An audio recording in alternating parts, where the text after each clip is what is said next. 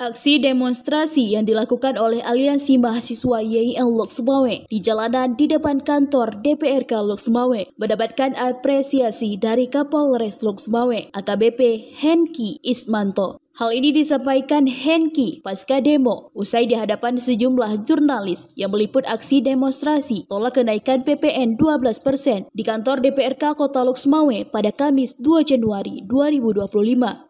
Meskipun sempat terjadi aksi dorong-mendorong dengan personil kepolisian, tapi para mahasiswa bisa berkoordinasi dengan aparat kepolisian sehingga aspirasi mereka tersampaikan kepada Ketua DPRK Lok Sumawe dan mendapat dukungan anggota dewan. Bahkan aksi duduk di jalanan bersama anggota dewan untuk mencapai kesepakatan merupakan fenomena langka dan menarik. Berikut pernyataan Kapolres Lok Sumawe AKBP Henki Ismanto.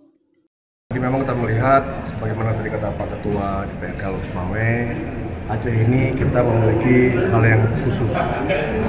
Kita adalah satu provinsi yang dianggap memiliki keistimewaan. Keistimewaan ini dijabarkan untuk anak muda lebih beradab, lebih beretika.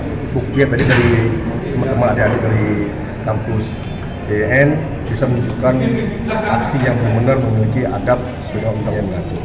Itu kita apresiasi selama tidak mengganggu terlibat aspirasi semua tertampung dengan baik.